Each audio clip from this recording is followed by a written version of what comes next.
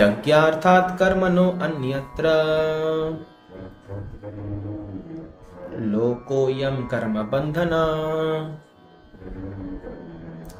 तदर्थं कर्म कौन्तेय मुक्तसंग समाचर। यज्ञार्थात् कर्मणो अन्यत्र लोकोऽयं कर्म बन्धना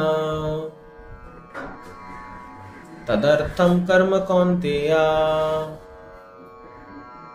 मुक्तसंग समाचर। यज्ञार्थात् कर्मणो अन्यत्र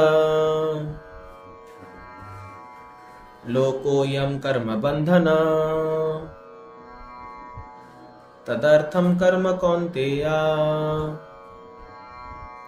मुक्त संग समाचर। तो ये जो चैप्टर है कर्म योग है, भगवान यह बता रहे हैं कि यज्ञार्थात् कर्म अन्यत्र, यज्ञ अर्थ, यज्ञ के अर्थ के लिए, मतलब यज्ञ के लिए कोई भी कर्म करना चाहिए। अन्यत्र, अन्यत्र मतलब अदरवाइज कोई और अगर हम काम करेंगे, लोको अयम कर्म बंधना, उससे क्या होगा, बॉन्डेज पैदा होगा। तो हमें जो भी कार्य करना है वो भगवान विष्णु के संतुष्टि के लिए करना है। भगवान विष्णु का एक नाम यज्ञ भी है, और जो भी यज्ञ इस दुनिया में होता है तो वो जो यज्ञ कुंड होता है वो भगवान विष्णु का मुंह माना जाता है। तो जो भी हम उसमें ऑब्लेशन डालते हैं, जो भी हम घी और वो डालते हैं, तो वो यज्ञ ही है। तो जो भी हम नियत कर्म करते हैं वो यज्ञ होना चाहिए।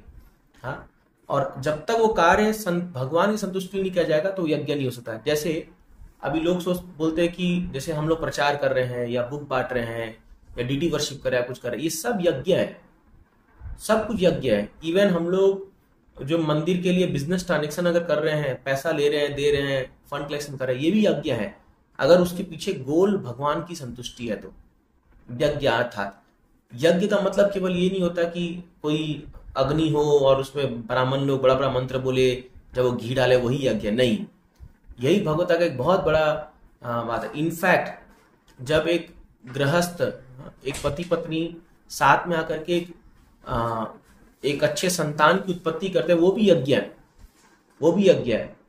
एक ब्रह्मचारी जब अपने गुरु के कान से, अपने कान में जब वो सुनता है तो गुरु के वर्ड, उसका कान यज्ञ कुंड बन जाता है। जब वो श्रवण करता है तो प्रत्येक वर्ण और आश्रम के हिसाब से उसके नियत कर्म यज्ञ बन जाते हैं, क्योंकि वो सब भगवान की संतुष्टि के लिए किया जाता है। तो जो भी कार्य भगवान की संतुष्टि के लिए किया जाए वो यज्ञ है, और अगर वो नहीं किया जाएगा तो क्या होगा, लोकोयम कर्म बंधना। बाकी जो भी कार्य हम संसार में करेंगे वो कर्म बंधना, वो आपको बांध देगा, संसार के चक्कर में बांध देगा। तदर्थम कर्म कौन्तेय, इसीलिए वो क्या बोल रहे हैं, हे कुंती पुत्र, तुम जो अपने प्रेस्क्राइब, अपने नियत कर्म को उनकी संतुष्टि के लिए करो। मुक्त संग समाचार, और इस प्रकार आप हमेशा जो है बंधन से मुक्त रहोगे, है ना।